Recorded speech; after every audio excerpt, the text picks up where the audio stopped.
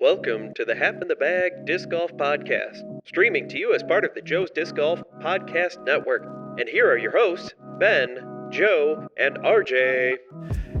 Hey, I don't remember what RJ's intro is, but here we are with Half in the Bag. I almost started with the Joe's Disc Golf intro because this is what happened when the host isn't here. Maybe I should have listened to a past episode, but yes, we're here to talk disc golf and banter. This is episode 34. Anything goes. I was going to say, let's be honest, this is going to be an off-topic episode. It really is. So if you're hoping for in-depth disc golf, this was never the podcast for you, but you may have been poorly mistaken for in-depth. But we are going to have fun. I'm Joe. I'm actually not drinking anything. I have some glass cleaner in front of me, but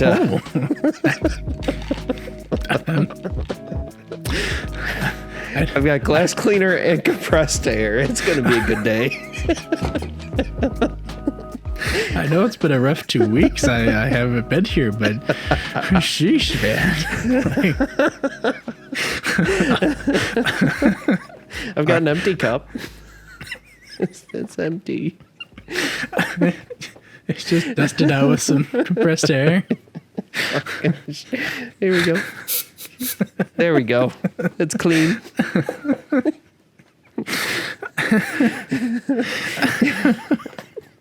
Oh, this never was on the rails. The rails are about a half a mile that way. I think so. Yeah. Probably in the Cicero rail yards. Yeah. I've taken a tour of them before. Really? You have? I believe so. The Belt Railroad. Yeah. Yeah. So my uncle, who knows like everybody, did a lot of t-shirt, embroidery and whatnot work with them. And so when I was big into trains, they took me for a tour back when it was a hell of a lot safer in the mid 90s. Yes. Safer. It's relative. Everything's relative. Okay. And there's a picture of me floating around somewhere. I must have been like 8-ish. Nice. Sitting in one of the locomotives. Have a good time. Yeah. And then I never went into trains. I like trains. We're going to head up to the Illinois Railway Museum on the 1st of October because it's their Steam into Fall event. Ooh. So they for sure will have at least one of their steam engines up and running. Nice. And, just a whole bunch of different steam locomotive related stuff. I think they might have like a small like O gauge or something, running. Yeah. But Bean loves it. If I don't blame him. If you let Bean talk about trains, you will hear woo, woo or shh. He does like to make his train sounds. So up in Coldwater, Michigan, so just across the border from Indiana, when I was dating my wife, we took a fall. They have a small steam train thing that goes, I forget. It's like a 2-hour trip, but it's only like 10 miles.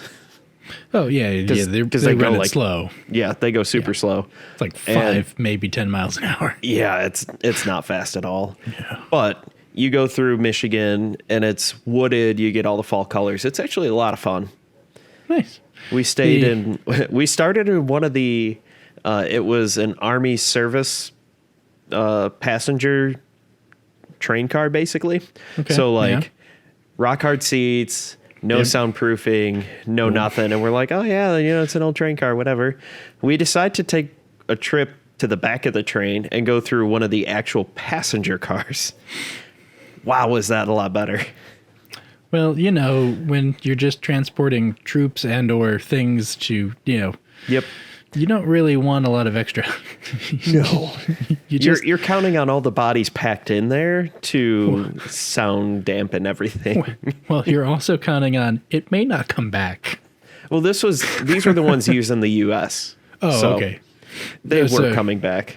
Well, yes, in that case, yes, but they weren't built for comfort. No. Nope.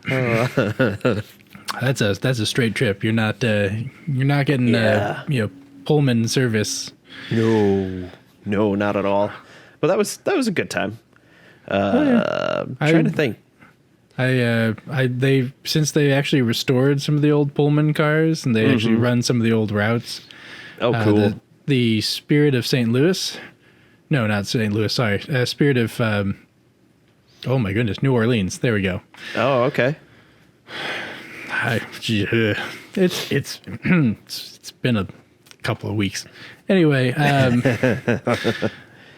but like you get the full Pullman experience. So the vacation is the train trip because the ticket price is like $1,500 to $2,000 per ticket. That sounds about right. But you're getting the sleeping car. You've got the you think of it like a cruise. Yeah, you've got the 7-course meals. It's the full experience. And I was like, it'd be kind of cool to see one of the old restored Pullman cars actually get to eat in it. But I was like, I also really don't particularly want to visit New Orleans. Why? I don't do that much drinking anymore. Although the jazz music and the food would be the thing that I would go check out as what are the right spots to go to. But I really don't have a huge desire to just crawl through Bourbon Street, literally. Yeah, we've done a fair share of our crawling. I mean, our senior bar crawl was called, our tagline was crawled into preschool, crawled out of college. Surprisingly, not that many people crawling through that one. I was crawling, but not crawling. Yes. Not as many as I would have thought. Just kind of the handful of people you were like, oh yeah, no, you can't hold your booze anyway. Yeah, the handful of people that would, every Friday and Saturday is a crawl. Yeah. May or may not have lived with one or two of them, and yeah, that was interesting. That was that one weird point in time where we didn't live together. I know, it was absolutely strange. Both of us were like, this is weird. I don't like it. Like it? I don't like it. I want to go home. And then they wouldn't let me come live with you, even though you had space. They're like, no, it's a single. No, we don't want more money. Yeah. And I was like, what do you mean that's a single? You had us in a smaller room for the first 2 years. Yes. When what? The room next door to me, it was the exact same size because all of those rooms were the exact same size, and next door was a double. Yep, because that sounds about reasons. Right. Logic. I was like, yes, you do make a lot of money off a single, but it also you get more money from a double. Yep. Because Yep. Yeah. Whatever. So, I guess we should actually finish your introduction. So you're not drinking anything. No. Are you? 10 minutes in and we're finishing the introduction. I'm just drinking water as I am recovering from my extended concert series with the Backstreet Boys reunion tour. For those of you, the Asian subcontinent and... Yes, what was that they said for the Blues Brothers? Oh, I forget. Oh, I know. I just remember that part for some reason. Yeah. But for those of you who know that particular reference, yeah, it's just drinking my water, just trying to not feel like a giant tired sack of meat. Yeah. I hear you on that one. For whatever reason, allergies have been acting up. Not the same, but still. Yeah, both at the same time. It has been just chef's kiss of just nasal death. can't take this medication because I have to take this one, but then I can't take this medication because now I need to take this one. This other one. I have to take all the drugs. Now today is the first day where I'm like, I just get to take my normal allergy medication, and I'm like, my body's not a science experiment anymore. Pretty much. You know what? I may well have just probably been drinking glass cleaner. It probably would have done just couldn't have gone any worse. Everything out anyway. At least my eyeballs would have been squeaky clean. Yes, I need to clean my glasses. Dude, I need to get new ones. Oh man, these are like 6 years old. Ooh. Yeah, I keep forgetting to like set up the optometry like appointment because the like local-ish. I'll let you stop dying. I could hear you. I'm muted. I I gotta cut back to 2 packs a day. That's it. You know me, just chain smoking in a high school. In the high school next to your infant, not quite infant, toddler? Year. Is she toddling yet? Well, you can sort of. She's falling. Okay. Because you can be at a year and still be a toddler because it is just the act of them toddling that makes them a toddler. Yeah. It's not a specific age. She stands with help. Yeah. But that's about it. She tries to take a few steps, falls on her butt, laughs. You know, baby things. Oh, man. Bean was not about that. He was like, nope, I refuse to do anything until basically one day he's just like, I want to chase the cat, and then crawled. And then like 5 days later, he was just, I'm going to like Frankenstein's monster attack the cat. And the cat's like, oh God. Oh God, it's mobile. Stop it. Gotta get up high. Yep. Speaking of gotta get up high and getting high, disc golf happened. I don't know. Was it? A lot of disc golfers are potheads. Well, yes, but I mean, I knew they were finishing up something in Vermont. I was like, Yes. Did something happen in Colorado that night? Or Washington State? That was important? No, they went to Mexico, south of the border, get it fresh. No, it was Green Mountain Championship. Ricky Wysocki has won for the 5th out of 8 times. It's the 8th annual times that this one has gone. And then, so good job. And Kristen Tatar continues to dominate. The Estonian wonder. I don't know if anybody calls her that, but Tatar sauce. Yes. Yeah. She has been crushing it. Unfortunately, I haven't. I didn't get to watch much. This is a filler episode. Well, like you said, anything goes. I'm trying to think. I didn't get out to play disc golf. Off topic. Oh yeah, no. Well, you were sick. Nope. 0%. I did not get out for disc golf. I guess, because we didn't record last week. The weekend before that, I played in a doubles tournament. Oh, I thought you and RJ did record last week. Oh, man. I'm so fuzzy in my brain. No, we didn't. He ended up getting sick, or I got something. I don't remember. There is no episode. It has been a special 2 weeks for all of us. Oh, this has been brutal. But we played a doubles tournament. Okay. At a private course that I had never played before. So we shot like 13 or 14 down for the first round. You and RJ or? No, me and this other guy. Okay. He asked me like a couple days before. He's like, hey, do you want to do this? I was like, heck yeah, let's go. Nice. Playing it blind. Hell yeah. He was not playing it blind. And I contributed a little bit that first time around. But playing it blind, I wasn't as helpful as I could have been. And 13 or 14 down, we were tied for second. Hey, we finished second. Nice.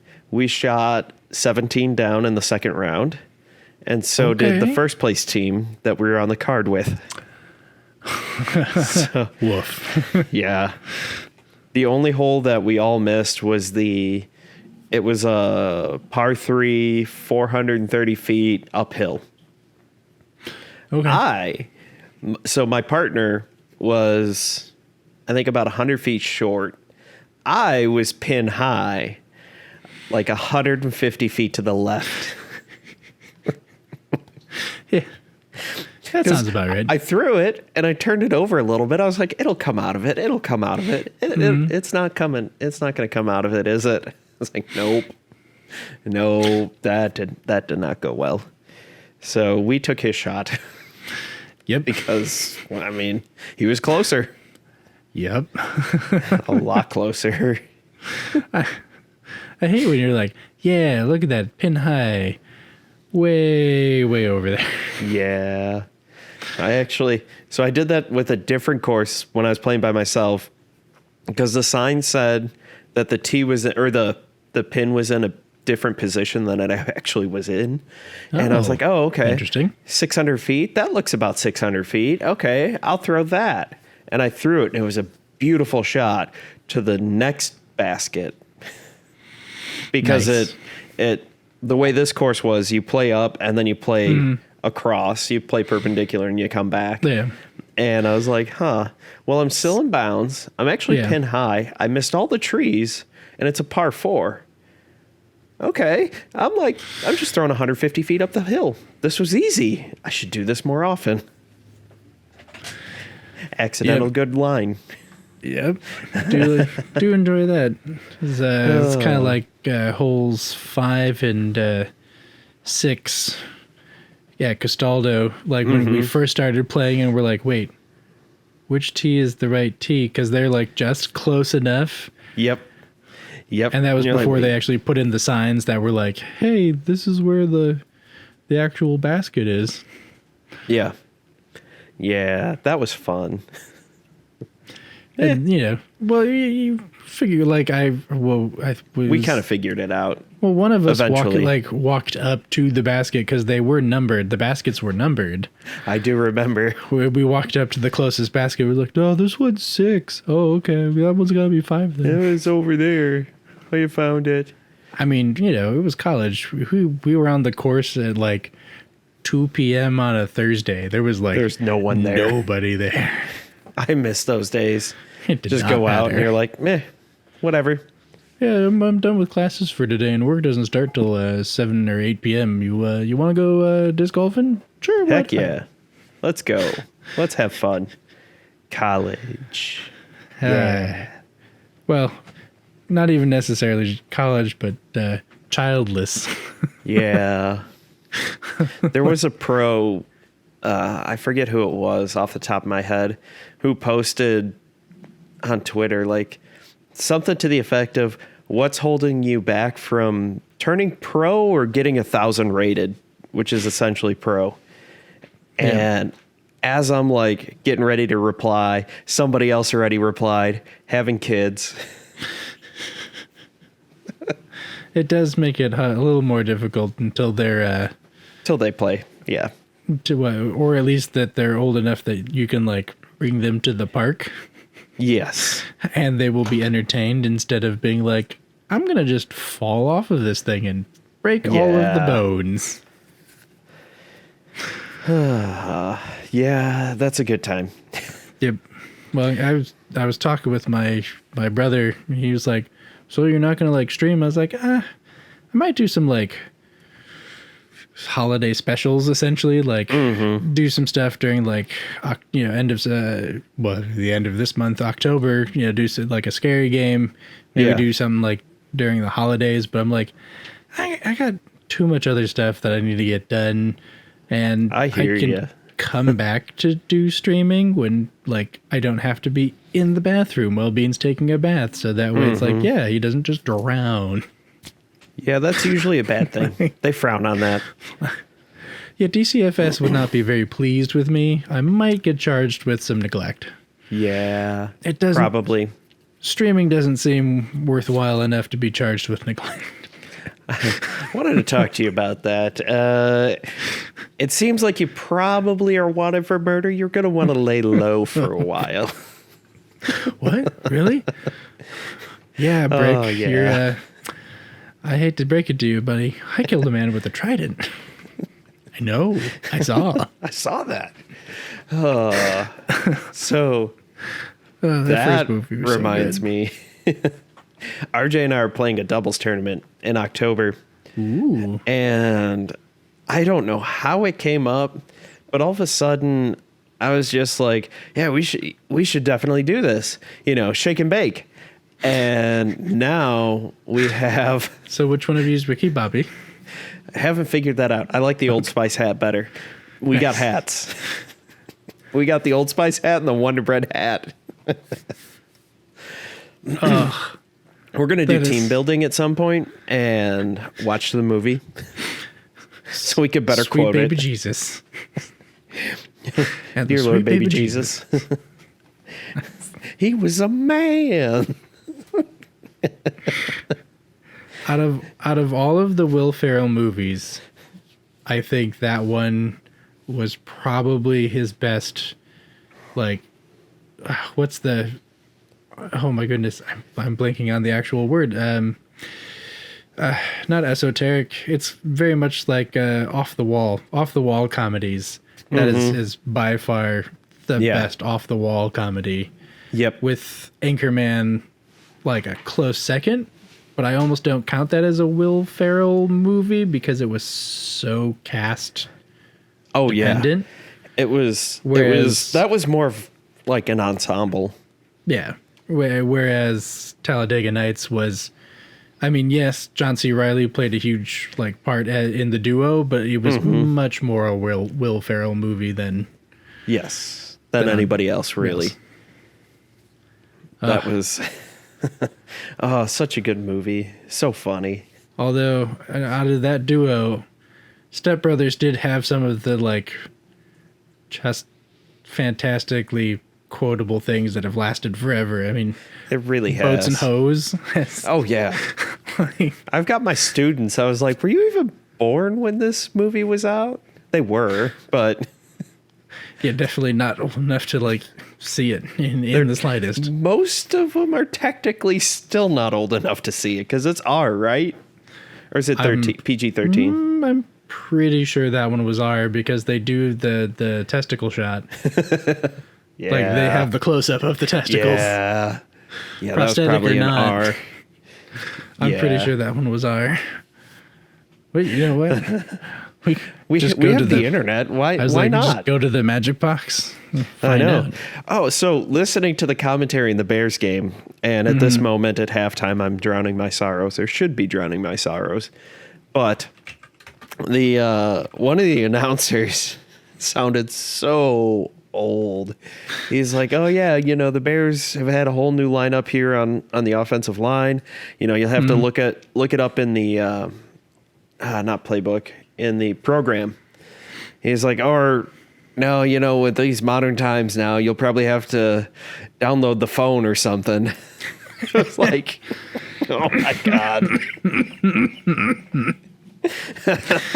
Yep, gotta download that phone. Yep. I was like, oh, I don't know which one it was, but that is. You know what? I want to download the phone now. I want to grab that as a sound bite and just start throwing it in there. Just yep. Because that sounds very much like one of the old, Laserface fucking shorts. The, their NFL Madden, Go Sports, bear blasting. Or what was the old thing about piracy? You wouldn't download a car. It's like, well, now I can download a phone. Well, with modern 3D printing technologies, I could actually download a car. You could download a lot of stuff. You really including can. this episode. Nice synergy. There we go. Yeah, Nailed synergy. it. Turbo lights, power lights. More lights than your body has room for. Choose your face. Choose your color. Choose your voice. Choose your own inflection. You're a bitch. Picnic face. There we go. That was the face. Picnic face. That was the name of that old They comedy had troupe. the most random things. I went back and watched that recently. Oh, Some power thirst. yeah. Power thirst. Power thirst. Back when that was weird. Pegasus. It laid eggs.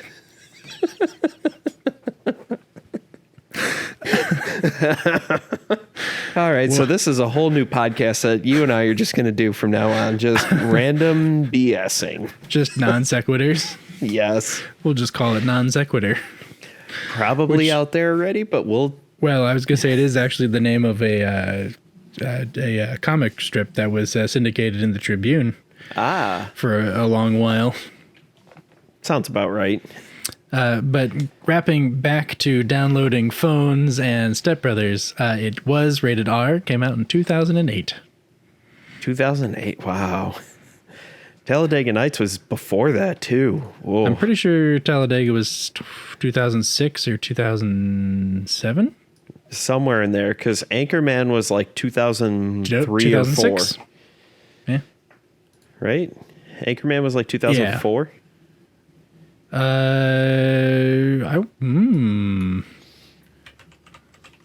The original, the good one. Yep, 2004. That's what we're talking. Yep, Nailed it. 2004. Yes. You're So right. we watched that when I was working a scout camp. That Nice. was I our was team like- building. And then we Nice. endlessly quoted that movie.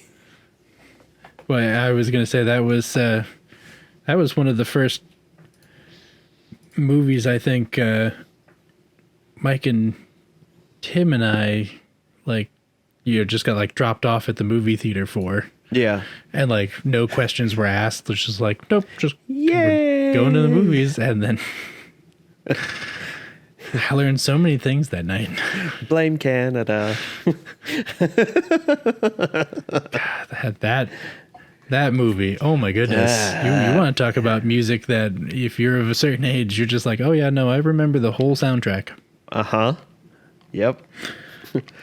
Sounds like a dying giraffe.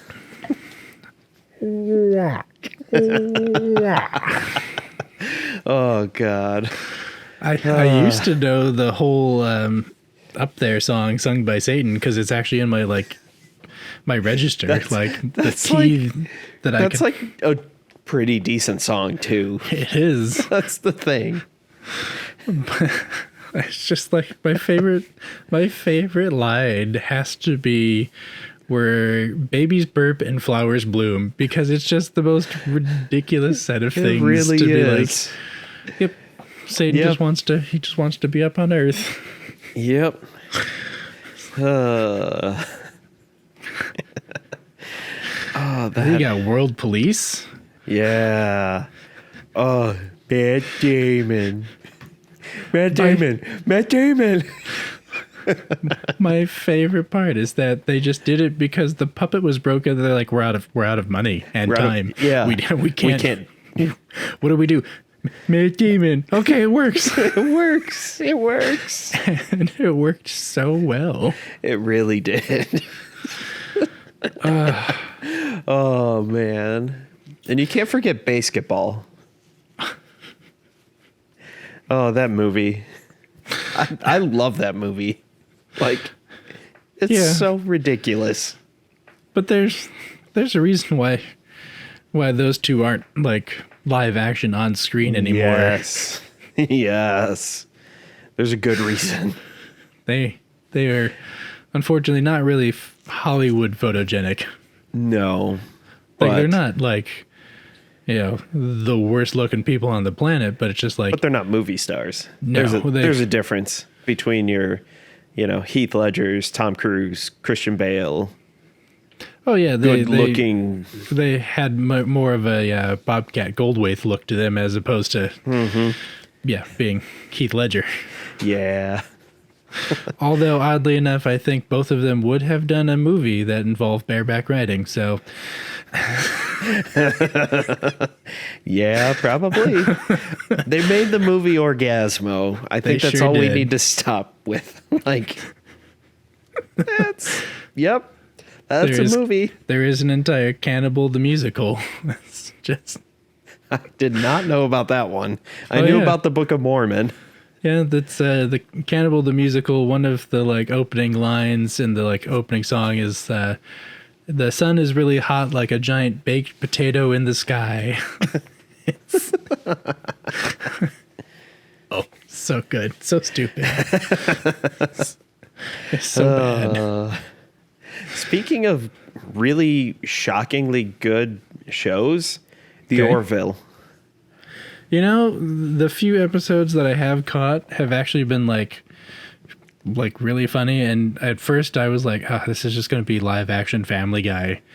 It's not, though. That's what I was afraid of, too. It was more like Galaxy Quest with Alan Rickman and Tim Allen. So what I'd heard about it was Seth MacFarlane, huge Star Trek nerd, wanted to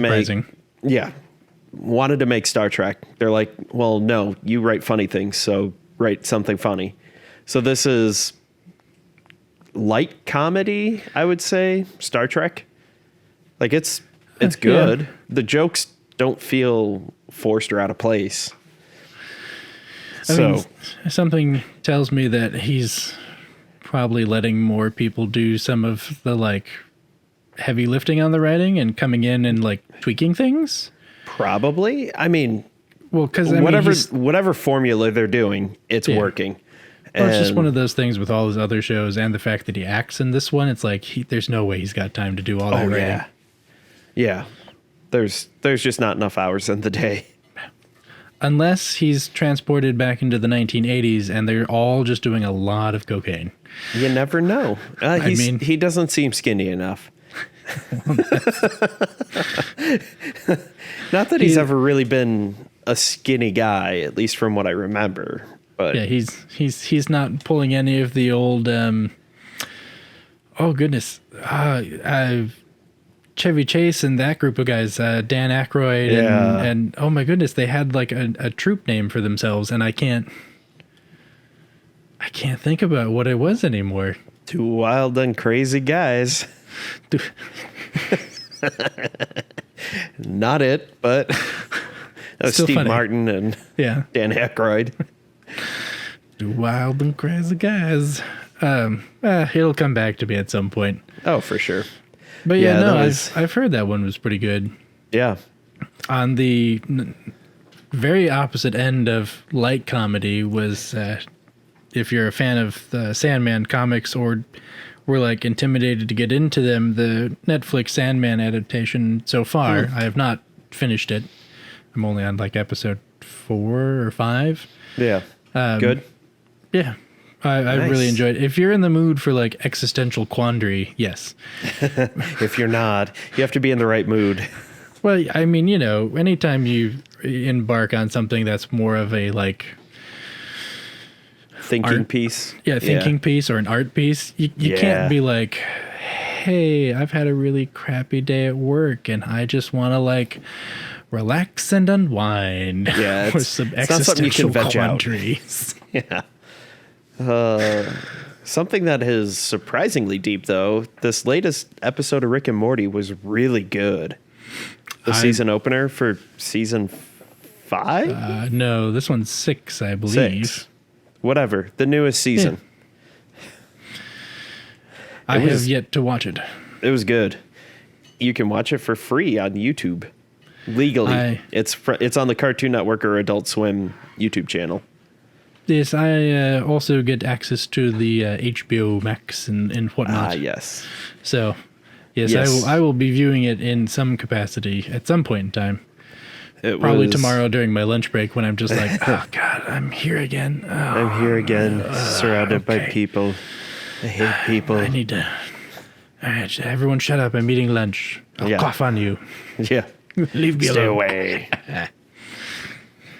Yeah. That one, I've heard good things. You're not the only person who's told me that about the season 6, because season 5 was like, okay. Yeah. It felt like they were a little lost in that season.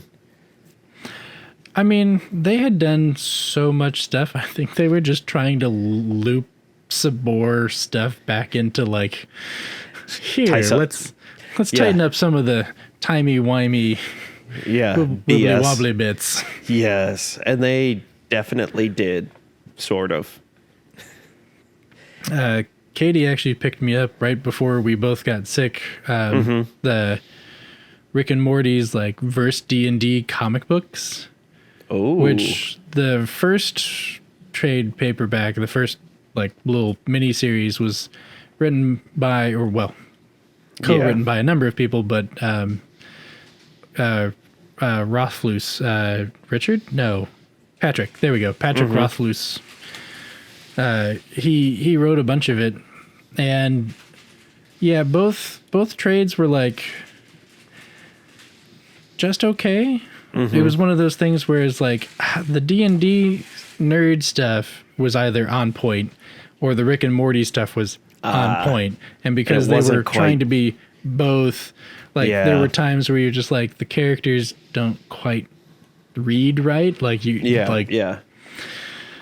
So it was entertaining, but it wasn't just, it wasn't like, yes, this was as amazing as I wanted it to be. But I mean, still, good art, some good storylines, good jokes, but just not as haha. And then I will drop this recommendation right now. Stephen King released like a week and a half ago his latest book called Fairy Tale. And I have to literally, I'm like, I will read one chapter. I will put the bookmark in. Otherwise, I would have just read through all of it. And I haven't even gotten to anything like wild and crazy yet. And I'm just like, nope, this is good. Oh, yeah.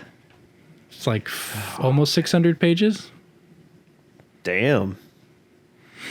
That's a heck of a book. I mean, it's not as long as his I know that What If time series, the JFK, what was it, 11/26/63? Sure. Whatever the Kennedy assassination date is the title of that book. They also turned it into a mini series on I'm forgetting what one of the cable channels. Yeah. Which stars James Franco, which if you actually are in the mood for like a historical what if, that is actually a really well done Stephen King book. The book is very good, but in terms of his TV shows and movies, which have not historically always been the best. Yeah. Some of his stuff, I mean, it doesn't it's hard translate. to translate. Yeah. But no, that one is a really good TV series adaptation. Something that I'm hoping is going to be really good is Weird, the Al Yankovic story. It looks so good. When I first heard of this, and somebody told me, or I saw online, Daniel Radcliffe is playing Weird Al Yankovic, I was like, I can't picture it. Oh, it's amazing! Like, but it's amazing. Like the makeup, it's from what, the early 80s? It's basically in his UHF days. Yeah, the fro and the mustache, like it looks so good. And the like few interviews I've like seen with Johnny, because I was like, I just don't want to know anything about it. I just want to watch it and have fun. So far, the trailers have not really spoiled anything. And that's because Weird Al is like, no, we're doing this right. Yeah. But like Dr. Demento's in it. Yeah. I can't wait. It's going to be great. Like Radcliffe was like, he's like, wait, I get to play Weird Al? Yeah. Really? I was like, yes, no, let's do this. It's like a mockumentary, fake biopic-ish. I don't know exactly what it is, but it looks hilarious. So that's the way it looks like it is that, but at the same time, from what I've actually read, like it's a fairly accurate like telling of his story with like some more like silly bits peppered in. This is based on a true story. Kind of a thing, but I was just like, it's a Weird Al. Dude, like I hope that I'm excited. Because it comes out for Roku, but do you need to subscribe to their thing, or is it like a free Roku movie? I don't know. Magic of the internet, help me. To the internet and beyond.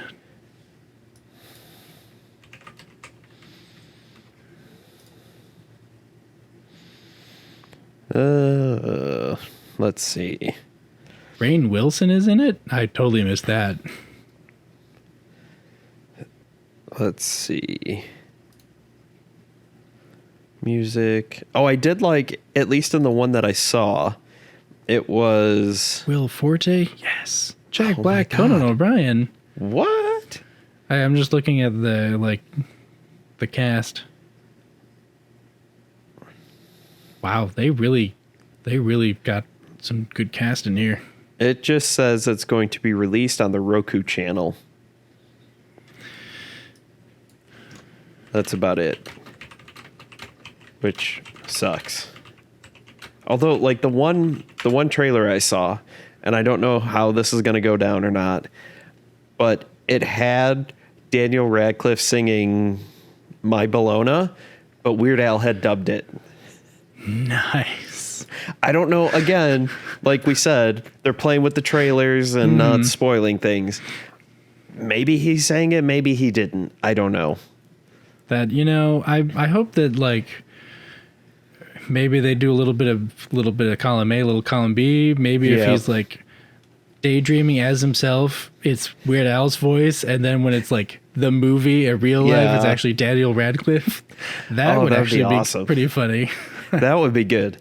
I thought they did like Bohemian Rhapsody. I thought they did a good job using Freddie Mercury's voice in place of, I forget the guy who played him. But I have actually yet to see that one, and I have heard it's pretty good. It's pretty good, yeah. I mean, it'd been a long time since we had seen a musical biopic. And that was, from what I understand, because of the lampooning that the Dewey Cox story had done on the whole genre. Just making fun of it, because it had gotten so formulaic. Oh, well, yeah. I mean, obviously it's a biopic, so you're going to have the rise and whatever. But they just lampooned it so well. So, although this is not a biopic, what I think would be a really interesting thing if this could happen is if Rush's 2112 could get turned into like a 20-minute like animated thing. That would be... Because, R.I.P. Neil Peart. There we go. Yep. I was blanking my too. Goodness, I love him, but I was like, shit. Names. And I'm on the spot. Oh God. I really like, there are some really interesting musical things that could be done today, just because like the animation is a little, less expensive, or like we could flesh out some of the stuff, like if the artists are still alive, and like actually make a good product. I think so. But like, I know it's something that a lot of the industry has shied away from, because unlike stage shows, movie musicals don't make as much money anymore, but that's because the people who keep making movie musicals today don't know what the hell they're doing, and it's not good. We need more cat buttholes. Well, or La La Land. I never saw La La Land. It suffered from the same thing as cat buttholes, in which people were like, real buttholes? Weird. Yes. Absolutely. Ah, damn it. But, it's unfortunate that Hollywood is like, oh, we know what we're doing. It's like, yes, this is a musical. Hire some fucking theater people. No kidding. That's because Gene Kelly and Fred Astaire were song and dance men before they were also screen actors. Yep. That's why they did Ginger Rogers. That's why those movies are still iconic with their dance moves. Mm-hmm. Because they could. Yep. Anyway. Yeah. I'm going to get off my theater soapbox. Off the soapbox, yeah. Boop, boop. Yeah, Rush 2112. Oh, that'd be good. Man, that was a good concert we went to. Yeah, it was. We saw, it was a Time Machine tour. Yep. And it was a 3-hour concert with 2.5 hours of Rush and a half-hour break. I could not believe there was no warm-up band. Not that they need it. I was just like... so hard. I was expecting like an hour and a half of Rush, not the whole concert. Yeah. It was so good. And the first hour and a half was basically them going through the newer albums and showing some of the video stuff that they had made up for it, which was really cool. Really cool. Yeah. Yeah, it was really, it wasn't quite computer animated, wasn't quite hand drawn. It was kind of a little column A, column B situation. But anyway, and then good. The last half of the concert was we'll throw in some favorites and then close out with the one of the hits from the newer album, and then we're done. Yep. And that's all it needed to be. Yeah, it's it was one of those amazing. Things didn't really do an encore.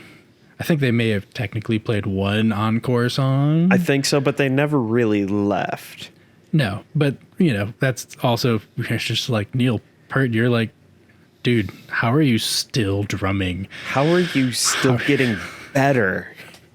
As his career went on, all the way up until the end, when it just hurt too much, he kept getting better. I was like, how do you get better?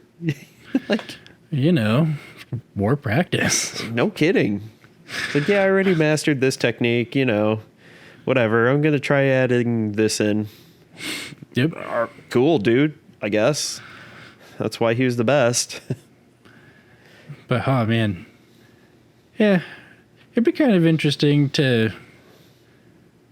I guess, maybe get to, take a master class with some of the, disc golf pros. Because, Peart and those guys were taking master classes from other masters. Yes. They weren't just going to the community college or, meeting your buddy who's got the bag of weed to smoke before the disc golf course. Yeah. He went straight to the farm. Yeah. But just tying it back into disc golf. So we could be hey. We did talk about it.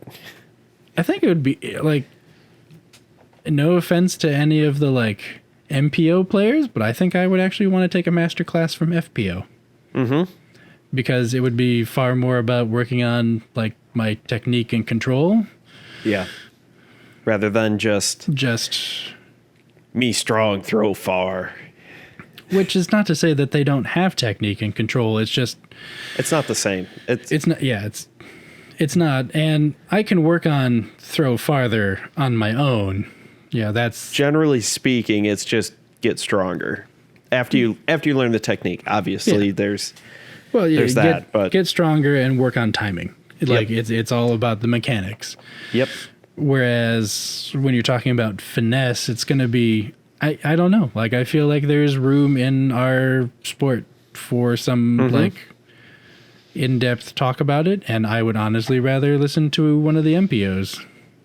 FPO. Yes. That too. I mean, it's kind of like NBA. If you look at volleyball, men's volleyball is just all about hitting the ball as hard as you can and try to bash it through the guy. Women's volleyball is far more finesse. Not saying they can't hit hard and vice versa, but it's just the way it goes. And disc golf is kind of the same way. It'd be fun to take some of those classes. Like there's some really, like, I would love to take a class from Sarah Hokum on forehand. And like, that's my game. And she makes a living on it. Do you though? But yeah, I know the there's things always that she can do. improvement. It's amazing. Oh yeah. It's one of those things where it's like like drumming or sports. I was like, this is one of those things where I don't think we could, like, yes, YouTube is nice, but I just don't think there's a digital platform that until you know what you're doing, so that way you can like pay attention to how the person is, doing form and that kind of stuff. I don't think it's as useful as a tool, but these players are not, it's not like the country is saturated with these players that we could just be like, hey, you want to just do a class in Chicago for like a month or two? I don't think any organization could afford to pay them enough to keep them in one non-touring location. The best you can get is at some of the bigger tournaments, they'll have like some time before before the tournament starts, where some of the pros will do a clinic, but it's not one-on-one or small group. It's you and 80 of your closest friends. Yeah. And they just go over basic stuff, which is cool. I mean, not saying you can't learn something, but... Well, I mean, that the other thing is we can't actually...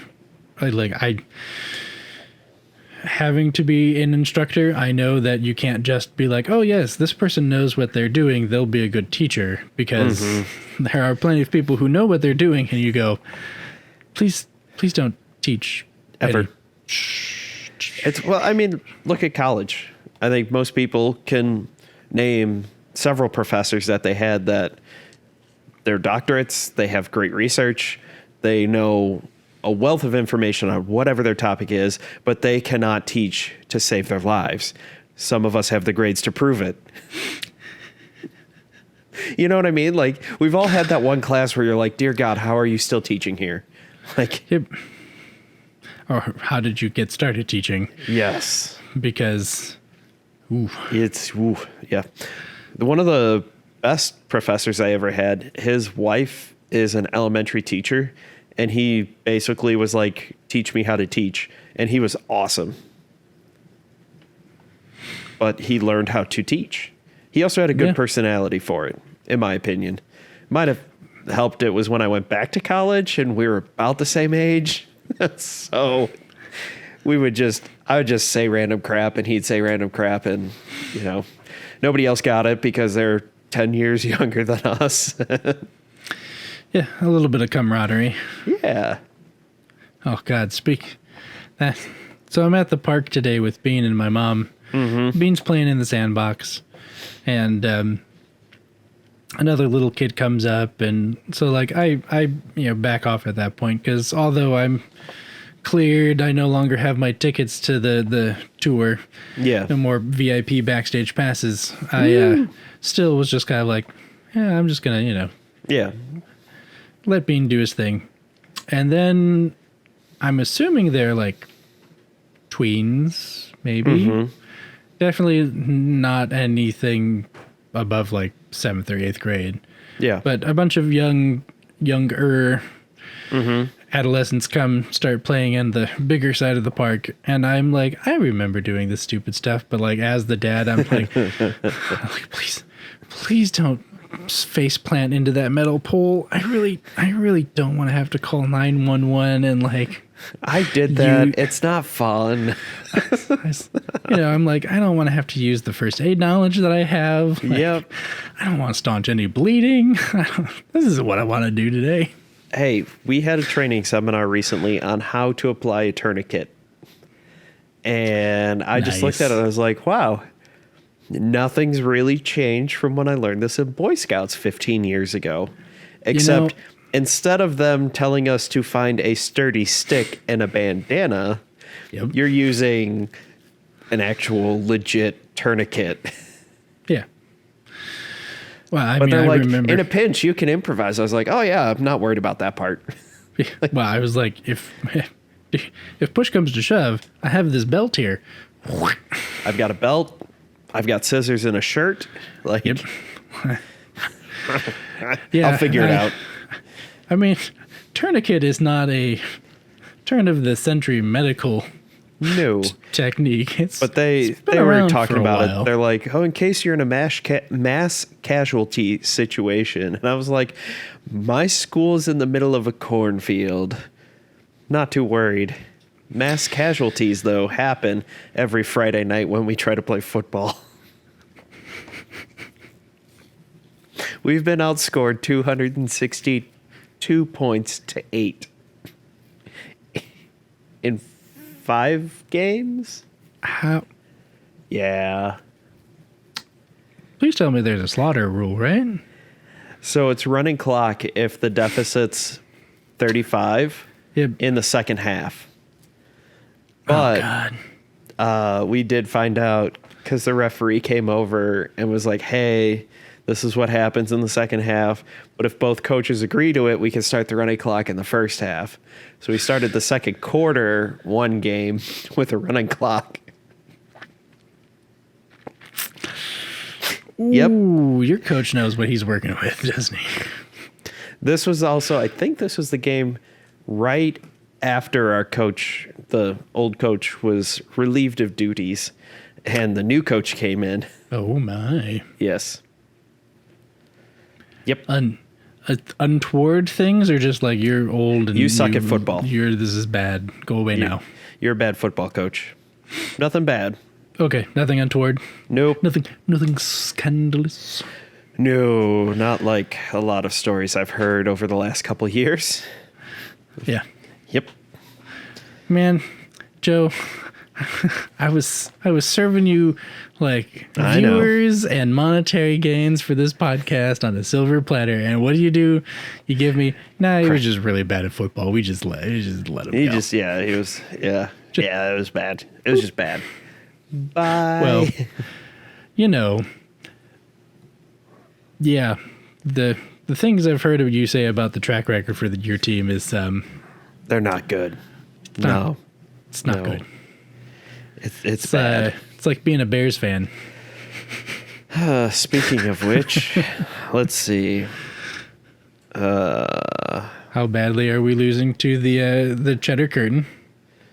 24-10 in the fourth quarter. Damn you, Aaron Rodgers. I'm gonna say I'm surprised that it's not by more. Yeah, actually, the first couple series were really good, but that also means I'm probably gonna lose in fantasy. Son of a bitch. I'm also playing Ben. Yeah, he's gonna gloat. He always does. If you're listening, this is your official license to start gloating right now. And yes, you can apply the retroactive couple of days before you hear it. So here's the thing. I'm projected to score 134 points, which is where he's at right now. He's projected to score 145. I would have beat, win, buddy. I would have beat 1, 2, 3, 4, 5 out of the 10 people in our league. Well, I guess 9 other people. So legitimately, if I'd played almost anybody else, yep, I would have won. But that always happens. I last year, I think I held the record. I think I had most points scored on the season, but was like 4th or 5th. I think I was about 500. Because it never failed. I would score the second most points that week and would play the one guy who could beat me. Yep. Because that's how my luck works. I'm just this is awful. That was my last season of fantasy as well. I understand that pain. You're just like, I have the second most points in the league and the second worst record. It makes no sense. It's just like, why? Why is it every week I play the one person who beats me? Yep. At least this week, there's like 3 or 4 people that would beat me. The worst is when the person who beats you, like, it was going to be a shutout, and then they had one player who just had a ridiculous day. Yeah. And you're just like, so that happened. That wide receiver, that running back, they got 80 points, huh? Yep. Cool. 2 90-yard touchdown passes. Yep. Sounds about right. Or, even worse is when you're like, so of course your defense was the one that recovered 6 fumbles and scored a touchdown. So I have the Buccaneers defense. 1 defensive touchdown. Nice. 3 forced fumbles, 2 recoveries, and 3 interceptions. They scored almost 30 points. Oh, hell yeah, dude. They're the only reason I'm still in it. Hell yeah. But I'm going up against Aaron Rodgers, who shockingly only has 13 points by the 4th quarter. He was sacked a lot. Yeah. Well, at the beginning, yeah. Yeah. Yeah. Not so much after. On that depressing note. This is where we're going to wrap it up for the evening? Yeah. It sounds about right. This is one of our longer episodes recently. Ooh. It's an hour. When you and I just get talking about non sequiturs because we didn't have a really good disc golf centric topic to talk about. Oh, yeah. I don't expect this episode to do well. If you're listening this far in, thank you. Hey, you can find us at Half in the Bag. If you're listening this far in, you should probably tell people. Yeah. Because this was probably one of the more entertaining ones. You might be...